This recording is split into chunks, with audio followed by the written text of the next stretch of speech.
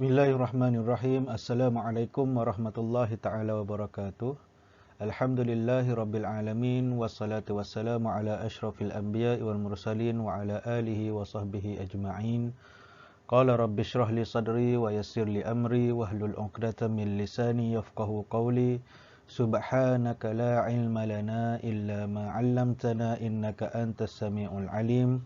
Wala haula wala quwwata illa billahil aliyyil azim.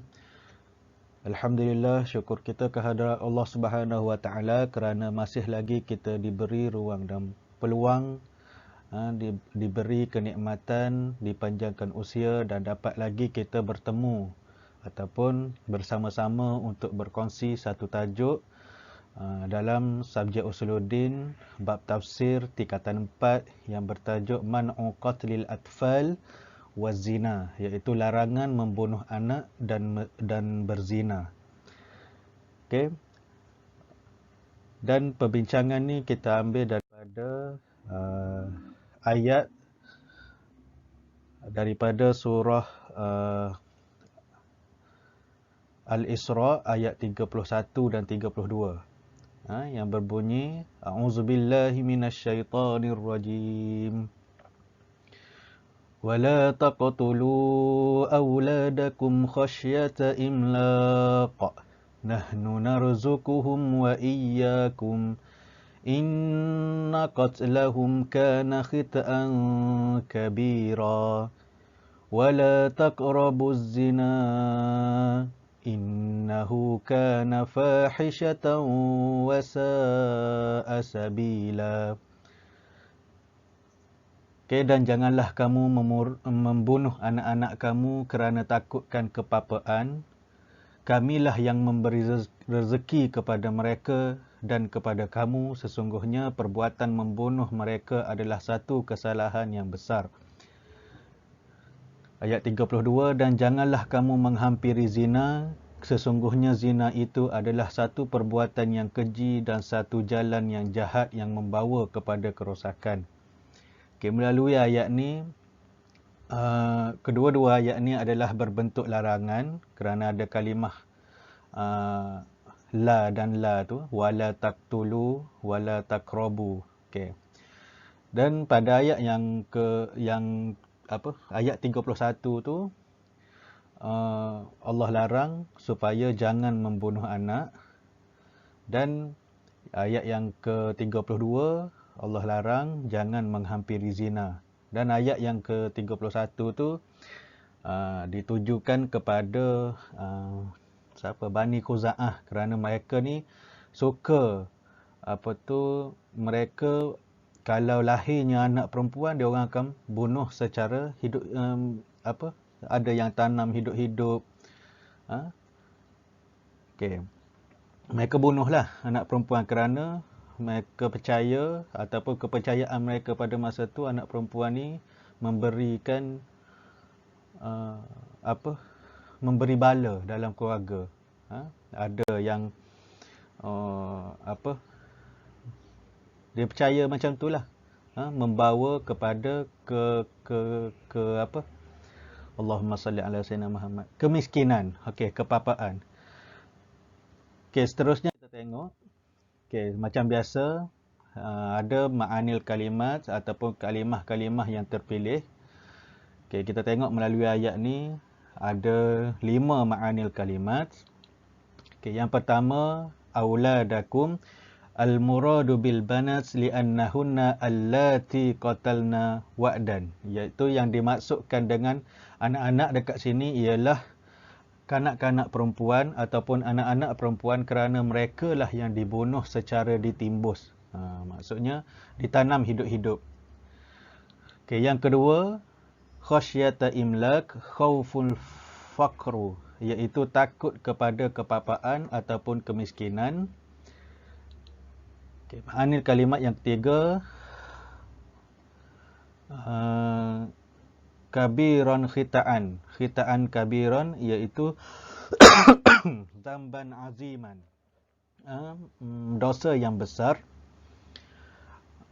Kemudian yang keempat, ma'anil kalimat fahishatan qabihatan, keji ataupun jelik, yang keji. Dan yang kelima, sabila, tariqan, iaitu jalan. Okey, kita masuk kembali kepada perbincangan dia. Perbincangan melalui ayat ni. Okey, syarahul ayatain ijmalan. Huraian dua ayat ini secara ringkas. Okey, kita tengok syarahnya apa bagi ayat ni. Dia terbahagi kepada dua bahagian. Okey, yang pertama berkaitan dengan peringatan kepada para bapa, dan yang kedua larangan Allah kepada orang Muslim. Okey, kita tengok satu-satu. Okey, ayyuhal aba, wahai para bapa, la taqtulu auladakum wa la ta'du banatikum khawful faqra awil ar. Iaitu janganlah kamu membunuh anak-anak kamu dan janganlah kamu menimbus anak-anak perempuan kamu kerana takutkan kemiskinan ataupun malu. Okey, Allah memperingatkan kepada orang-orang lelaki, bapa lelaki lah kan. Orang-orang lelaki supaya tidak membunuh anak-anak ataupun tidak menimbuskan anak-anak perempuan kerana takut, malu dan sebagainya. Dan sebenarnya perbuatan menimbus ataupun membunuh anak-anak ni adalah salah satu daripada perkara-perkara keji di zaman jahiliyah yang menjadi amalan masyarakat jahiliyah semasa ataupun sebelum kedatangan ataupun dibangkitkan Rasulullah sallallahu alaihi wasallam.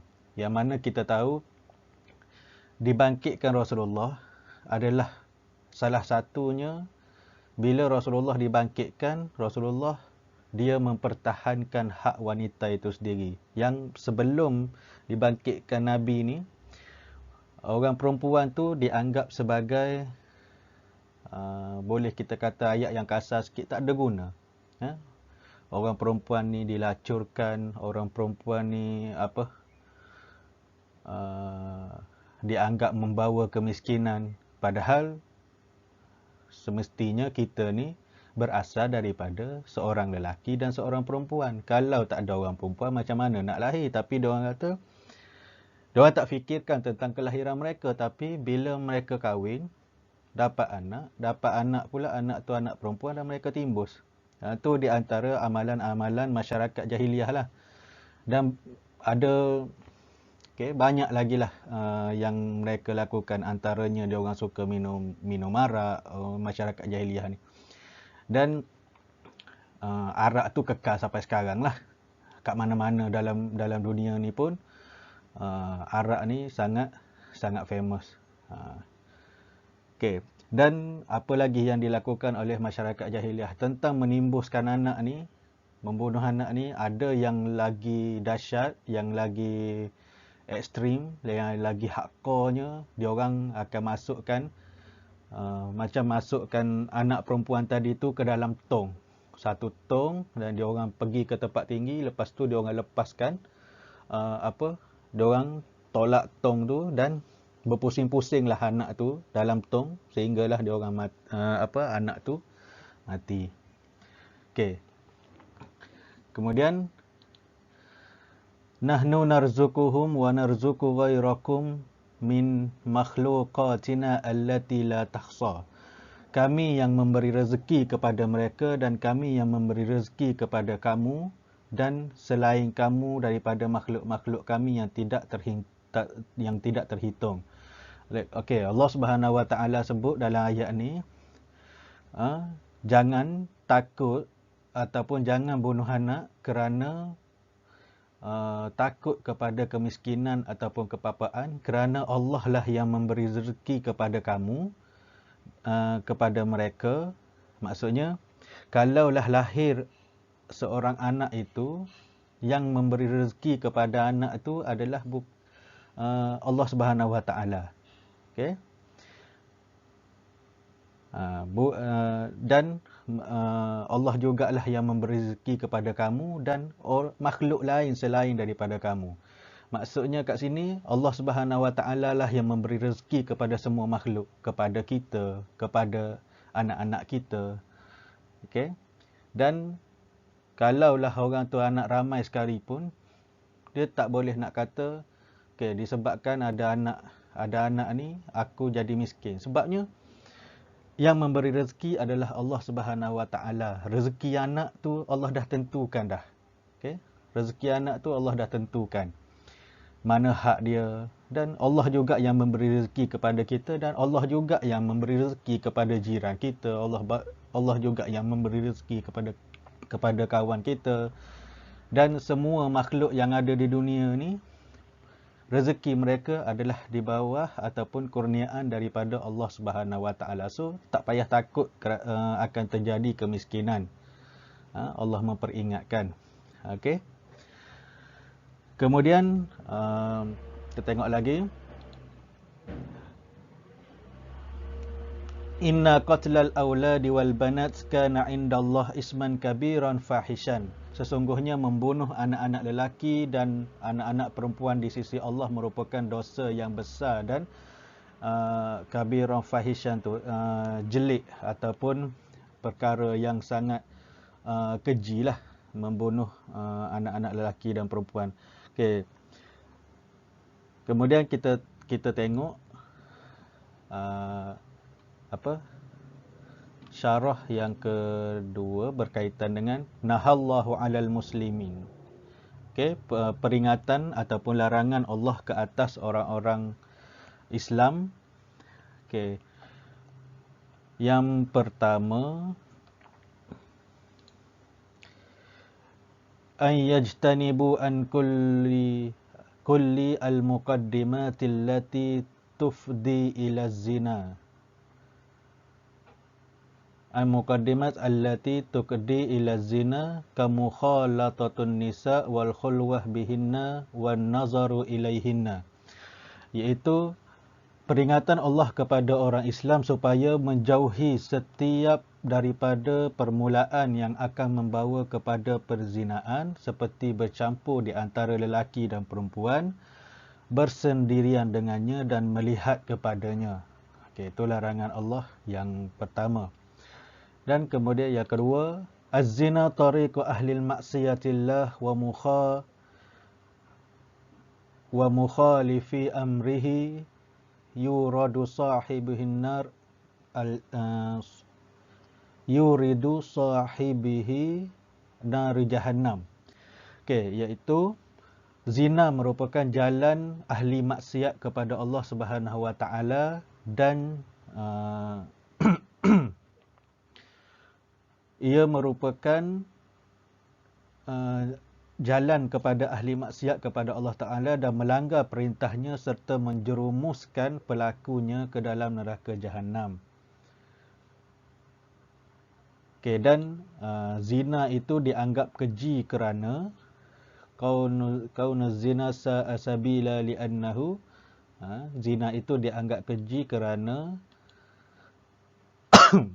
lam yufarriqu bainal insan wa bainal bahaim fil alaqah al jinsiyah, iaitu zina tidak membezakan di antara manusia dan haiwan pada hubungan sejenis. Okey, zina ni seperti diibaratkan seperti haiwan lah.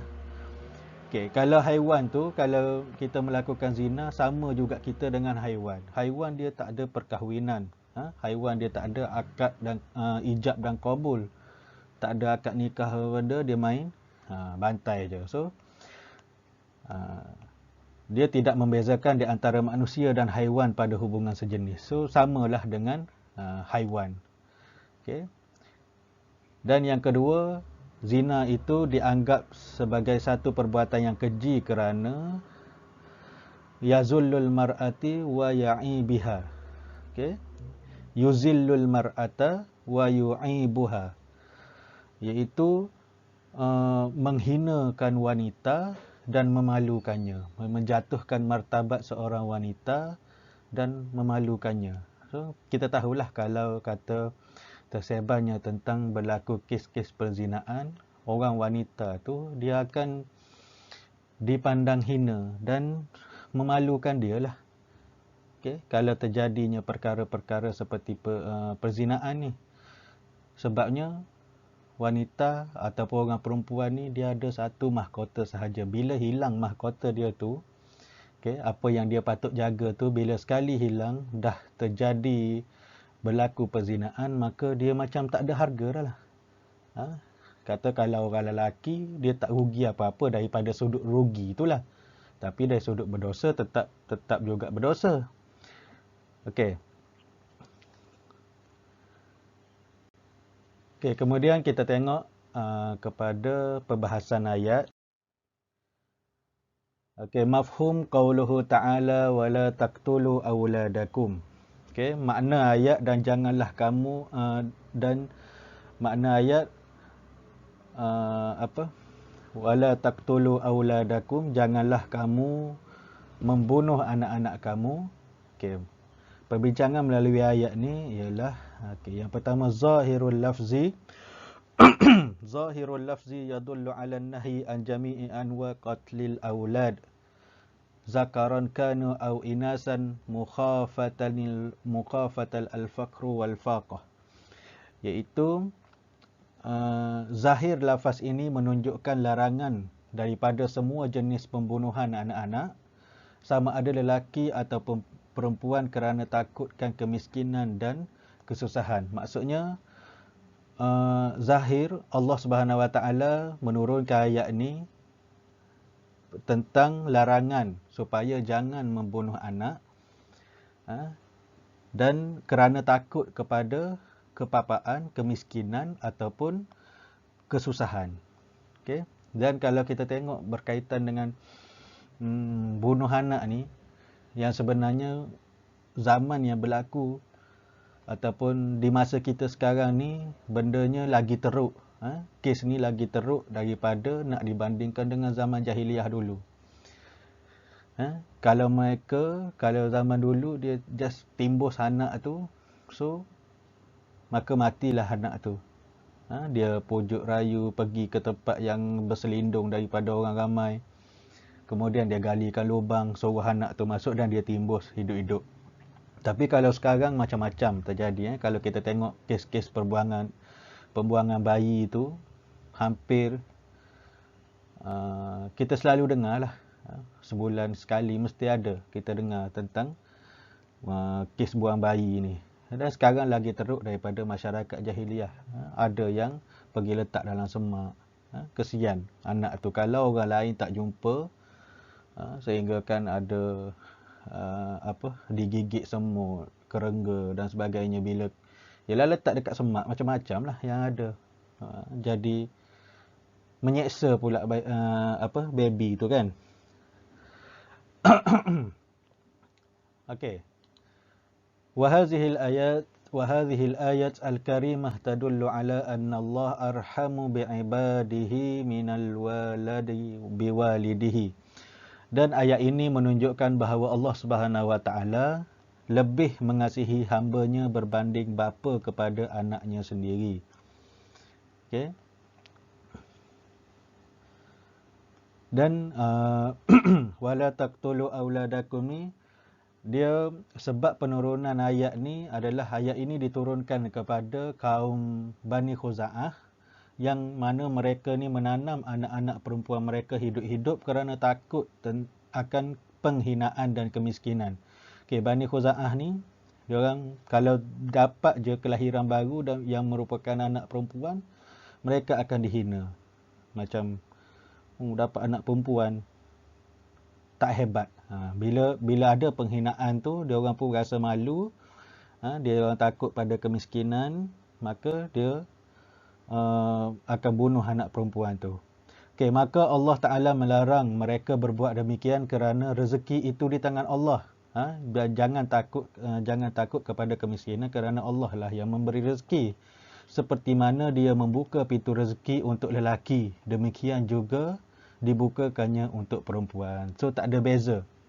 Tak ada beza di antara lelaki dan perempuan. Anak-anak lelaki dan anak-anak perempuan ni Allah bukakan rezeki semua, bukan Allah pilih untuk bagi rezeki kepada anak lelaki sahaja. Okey. Dan daripada Ibnu Abbas berkata, qala Rasulullah sallallahu alaihi wasallam, man kanat lahu ansa falam yu'idduha walam yuhinha walam yu'saru waladihi 'alaiha, qala ya'ni dzukur adkhalahu Allah Subhanahu wa ta'ala al-jannah. Dari hadis daripada Ibnu Abbas, dia kata Rasulullah sallallahu alaihi wasallam bersabda, barang siapa yang memiliki anak perempuan kemudian tidak menanamnya dan tidak menghinanya dan tidak melebihkan anak lelaki daripada anak perempuan, Allah akan masukkannya ke dalam syurga. So, peringatan kepada ibu bapa, dalam bab anak ni jangan lebihkan. Jangan ada kita kata anak emas ke yang tu disayang-sayang, ditimang-timang, yang lain tak diambil peduli ke apa ke. Okey, itu perbincangan melalui ayat wala taqtulu auladakum. Okey, seterusnya kita tengok perbincangan mengenai mafhum qauluhu ta'ala wala taqrabuz zina. Makna ayat ataupun maksud perbincangan dan janganlah kamu menghampiri zina. Okey, yang pertama yang pertama, nahallahu an qurbaniz zina wastalzama dzalika nahya aniz zina, iaitu Allah Subhanahu wa taala melarang kita daripada mendekati zina dan difahami dari itu larangan daripada melakukan zina. Okey, wala taqrabuz zina, jangan kamu menghampiri zina, bermakna ataupun dengan maksud janganlah kita melakukan zina. Kalau dekat pun tak boleh, apatah lagi melakukannya. Okey, yang kedua, muqarabatuz zina huwa mukhalatatu asbabihi wa dawa'ihi. Mendekati zina adalah mencampurkan sebab-sebab dan dorongan yang membawa kepada zina. Okey. Mendekati zina adalah mencampurkan sebab-sebab dan dorongan yang membawa kepada zina. Maksudnya segala perkara yang boleh menyebabkan muqaddimah ataupun pendahuluan kepada perzinaan itu adalah dilarang. Dan ianya adalah dosa-dosa besar dan seburuk-buruk cara ataupun jalan ataupun seburuk-buruk perbuatan. Okey, yang ketiga, al-qarbu al-manhi anhu huwa nahi an dawa'iz zina. Okey, iaitu mendekati zina yang dilarang adalah larangan daripada dorongan yang menyebabkan zina, seperti bersentuhan, bercium, berkhalwat dan sebagainya. Okey, dan yang keempat, laju pula az-zina fil istilah Islam mujama'atur rajuli imra'atan ghairu zawjatin lahu wala mamlukatin ghairi zatin zawj wa az-zawj wala buti'ush syubhah, iaitu zina di dalam istilah Islam, zina menurut istilah Islam ialah berkumpul ataupun bersetubuh di antara lelaki dan perempuan yang bukan isterinya ataupun bukan suaminya dan tidak dimilikinya dan bukan juga hambanya, tidak bersuami dan bukan sebab bersetubuhannya ragu. Okey. Wala biwata'il syubhah. Okey. Dan dalam ayat ni dia kata zina di dalam istilah Islam ialah berkumpul ataupun bersetubuh ataupun perbuatan melakukan seks di antara lelaki dan perempuan yang bukan isterinya ataupun yang hubungan seks di antara seorang lelaki dengan seorang perempuan yang bukan isterinya ataupun perbuatan bersetubuh di antara perempuan dengan seorang lelaki yang bukan suaminya, dan wala mamlukah, bukan juga hambanya. Okey, dan zaman sekarang ni kita tahulah tak ada hamba dah. Tapi kalau daripada golongan hamba dulu, tuan dia boleh meniduri dia, Sebab hamba ni milik kepada tuan dia. Maksudnya kalau seseorang tu ada hamba, dia boleh nak meniduri hamba dia tu. Dan tidak bersuami dan bukan sebab bersetubuh yang ragu. Wata'i syubhah.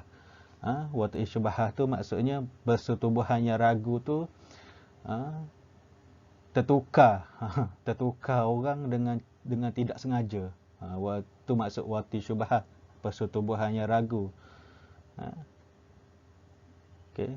Kita tengok orang tu memang hampir sama dengan isteri kita. Lepas tu berlakulah persetubuhan yang tidak secara tidak sengaja, kerana betul-betul bukan dengan niat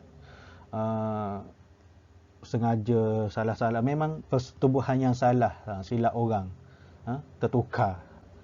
Contohnya ada isteri yang kembar ke, memang seiras lah. Lepas tu berlaku di dalam mungkin dalam gelap ke apa ke, tak perasan, maka berlakulah persetubuhan. Okey, itu dipanggil wati ataupun wata'i syubhah. Okey. Inna zina yashtamilu ala anwa'il minal mafasida minhu. Mafasidi minhu. Okey, sesungguhnya zina merangkumi jenis-jenis kerosakan yang berikut. Okey, yang pertamanya disebabkan zina akan berlakunya maksiat. Yang kedua, ijabul haddi ala nafsihi, mewajibkan had ataupun hukum hudud kepada si pelaku. Maksudnya orang yang melakukan zina akan dikenakan hukum hudud. Kalau yang belum berkahwin dengan sebatan, kalau yang telah berkahwin kena direjam. Okey. Kemudian yang ketiga, ikhtilatul al-ansab, iaitu kecelaruan keturunan. Okay. Bila berlakunya zina ni, kecelaruan keturunan. Okay. Yang keempat, inqita'un nasal, inqita'un nasal, memutuskan keturunan. Keturunan yang tidak baik lah bila berlakunya zina. Okay. Disebabkan bila berlakunya perzinaan, kalau katalah hasil daripada berzina tu keluar seorang anak perempuan, katakanlah so bila ataupun sama ada anak lelaki ataupun anak perempuan, dia anak itu tak boleh nak bin atau dibintikan dengan si pelaku zina tadi. Okey, boleh faham tak? Maksudnya bila berlaku perzinaan dan lahirnya anak ataupun lahirnya bayi hasil daripada perlakuan zina tersebut, maka anak tu tak boleh dibinkan dengan lelaki yang melakukan zina tu tadi. Kalau ikutkan hukum dunia, orang yang menyebabkan perempuan tu hamil, dia akan menjadi anak kepada yang menjadi ayah kepada anak yang dilahirkan oleh perempuan pezina tadi tu. Tapi dalam Islam dia tak terima macam tu. Memutuskan keturunan lah. Jadi sebab tu kalau kita tengok sekarang ni, kalau anak zina berbintikan ataupun berbintikan Abdullah dan sebagainya tu, itulah. Bukan orang memang ayah dia nama Abdullah, itu tak apalah. Bukan saya kata orang yang bin ataupun binti Abdullah ni anak zina, bukan. Jangan salah faham. Maksudnya macam tu, dia memutuskan hubungan. Nanti anak tu pun akan pelik lah. Okay. Kenapa anak-anak ataupun anak-anak yang lain, kata contohnya ayah dia nama Samad, anak lain bin ataupun binti Samad, dia binti Abdullah, dia akan jadi kecelaruan identiti di kemudian hari. Ataupun yang berlaku lagi, yang lagi sedihnya, apabila hasil daripada perzinaan, anak yang keluar itu adalah anak perempuan. Bila dia dah besar, dia nak kahwin, so ayah zina dia tadi tu tak boleh menjadi wali kepada dia bila dia nak kahwin nanti. Tu akan lagi menyusahkan lah, disebabkan berlakunya perzinaan. Okay, dan kharabul alam, iaitu membinasakan alam. Maksudnya kat sini kita huruf yang kita ada yang Islam anjurkan adalah supaya berkahwin, dan kita merosakkan perjalanan yang sebenar. Maksudnya kita tak ambil jalan mudah untuk melakukan perzinaan tanpa membuat sesuatu yang halal, iaitu melalui pernikahan, ikatan perkahwinan.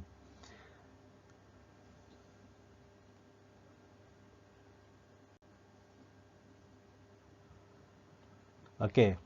Dan kalau kita tengok yang seterusnya, sururuz zina, kejahatan zina ataupun keburukan zina. Yang pertama, yuftahuz zina babul amalil qabih, iaitu zina membuka kepada amalan keburukan. Okey, dengan sebab zina lah bermulanya membuka pintu amalan keburukan.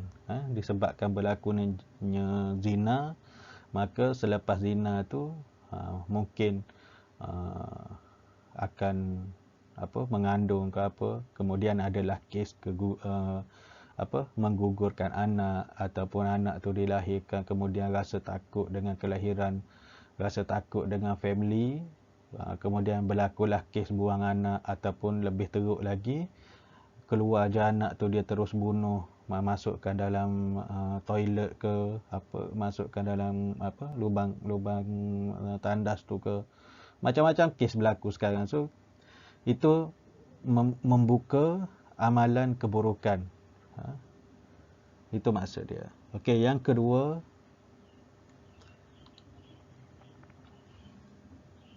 la tahsilu fihil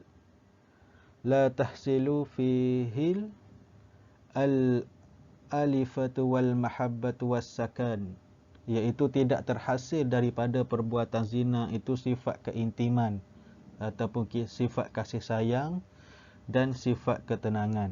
Tidak berlaku dalam perbuatan zina itu sifat keintiman. Maksudnya keintiman, kasih sayang dan ketenangan tu, hubungan tu sebenarnya tak ada pun sifat-sifat yang macam tu. Tak timbulnya kasih sayang. Itu disebabkan oleh dorongan hawa nafsu semata-mata. Okay, dan yang ketiga, sababuz zina ila ifsadin nisa ala azwajihinna wal abkar ala awliyaihinna. Dengan sebab zina, isteri merosakkan hubungan dengan suaminya dan anak dara dengan walinya. Disebabkan perbuatan zina, rosaklah hubungan suami dan isteri dan seorang anak dengan walinya, dengan bapanya, dengan keluarganya. Okey. Ta'ridun nisa ila ihmalin nas minha wa talaqu zawjaha. Bila berlakunya zina ini membuka ruang kepada membuka ruang untuk perempuan itu diabaikan oleh manusia dan diceraikan oleh suaminya dengan berlakunya zina. Okey.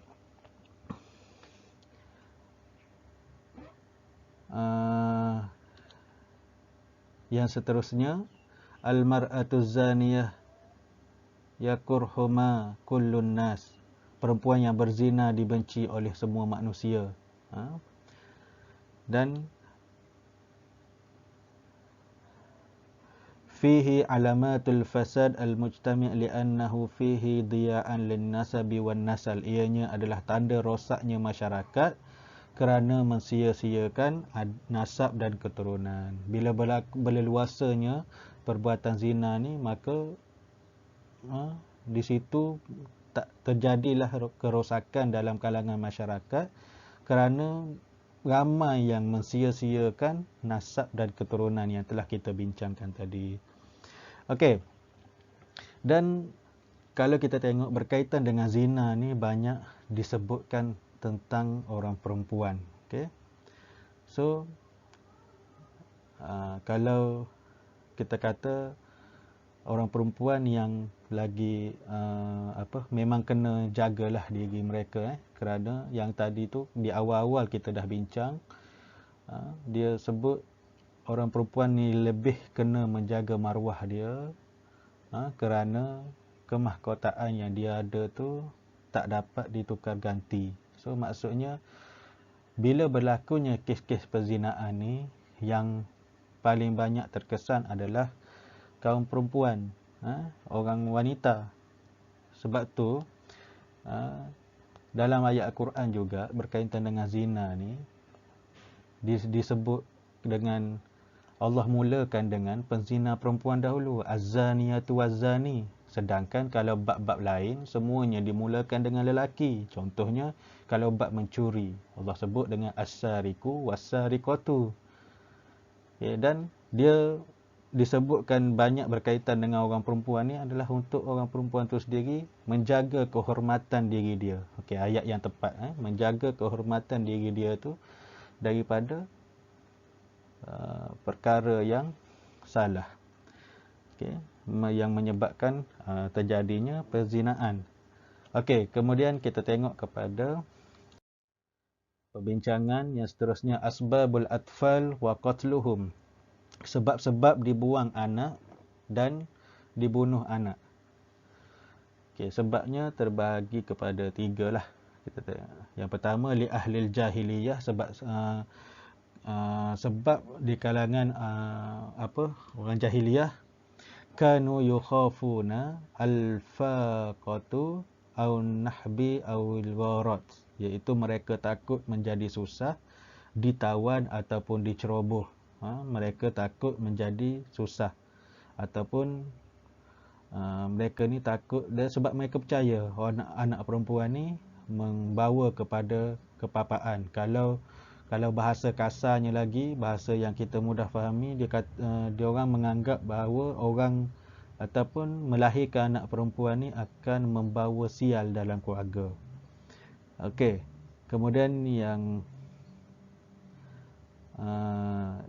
kedua, mereka hum yukhafuna inkahihinna li ghairi akfa, mereka takut dinikahkan dengan pasangan yang tidak bersesuaian. Maksudnya kalau takut dinikahkan dengan pasangan yang tidak bersesuaian.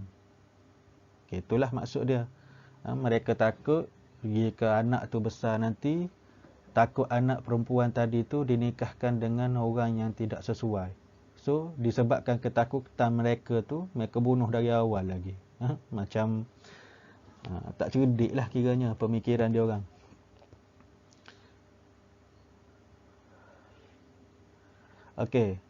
Yang kedua, lilladzi yaqtaluna auladahum wa manadahum, mereka membunuh anak-anak lelaki dan anak-anak perempuan. Li'annahum yatuhumuna husulil fikri fil mustaqbal, kerana mereka menyangka dengan adanya anak lelaki ataupun anak perempuan ni akan mendapat kemiskinan pada masa akan datang. Bila lahirnya anak, maka bertambahlah orang dalam keluarga, dan bila bertambah dalam keluarga, dia orang punya orang kata, persediaan kewangan, makanan dan sebagainya akan bertambah.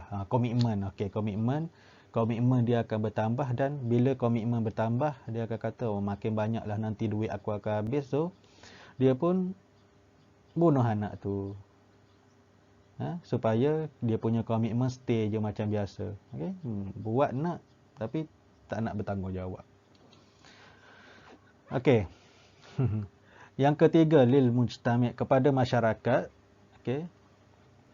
Li'annahum yazunnuna anna Allah yakhliqu khalqan la yudbaru lahum rizquhum. Kerana mereka menyangka bahawa Allah Subhanahu Wa Taala mencipta makhluk tanpa mengaturkan rezeki mereka. Mereka anggap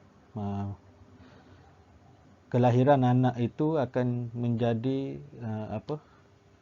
maksudnya bebanan terhadap ekonomi, kewangan dan sebagainya. So mereka tu, dia tak terfikir pun bahawa kelahiran anak ni pembawa rezeki ataupun rezeki anak tu telah pun di apa ditentukan oleh Allah Subhanahu Wa Taala. Ha? Dia sebenarnya sama juga. Kita rezeki kita lain, rezeki adik-adik kita lain, rezeki isteri kita lain. Okay? Isteri anak rezeki anak-anak kita rezeki lain. Mana ada lainnya ustaz? Saya yang cari rezeki, saya yang pergi keluar bekerja, betul. Di keluar bekerja itu adalah asbab untuk mendapatkan rezeki. Tapi rezeki itu kita kena yakin dan percaya bahawasanya rezeki itu adalah ditentukan oleh Allah Subhanahu Wa Taala. Dan kalau kita kata kerja siang malam sekalipun, kalau Allah tu tidak mengurniakan kita rezeki, maka kita tak boleh. Kita akan rasa macam dah kerja, rehat sekejap je, pagi kerja, petang kerja, malam kerja, tapi still lagi rezeki kita tak cukup-cukup. Dan maksudnya tak ada keberkatan dalam rezeki kita. Ada orang kerja dia sikit je, gaji dia sikit je, tapi alhamdulillah syukur cukup makan, cukup bagi anak isteri. Okey. Dan kita kena yakin bahawasanya pertentuan rezeki itu adalah datangnya daripada Allah Subhanahu Wa Taala.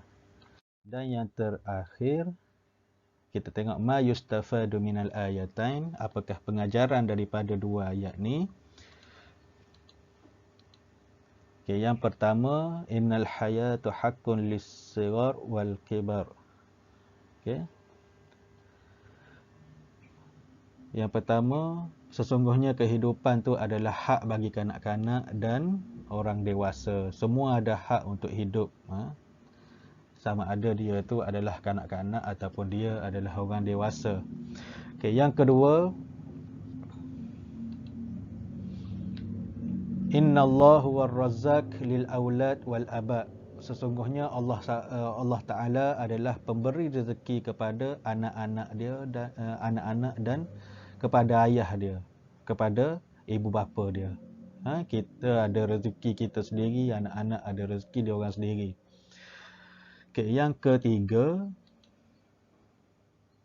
tahrimu wa'dul banat au qatlil aulad khaufan minal fikri fil mustaqbal. Haram menanam ataupun menimbuskan anak perempuan atau membunuh anak kerana takut kepada kemiskinan yang pada masa hadapan. Okay, yang keempat, wasfullahu zina yakunahu fahishatan wa sa'a sabila. Allah Subhanahu Wa Taala menyifatkan zina sebagai perbuatan yang jelek, perbuatan yang keji dan seburuk-buruk perbuatan.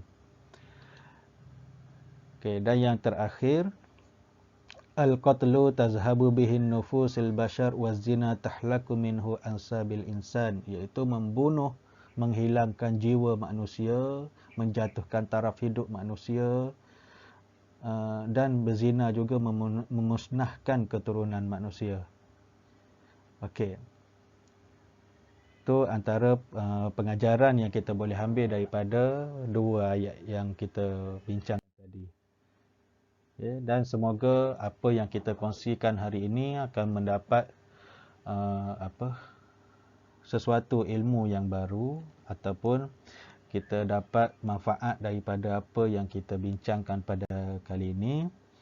Dan ingatlah untuk kita sama-sama mengambil iktibar melalui perbincangan yang kita bincangkan tadi.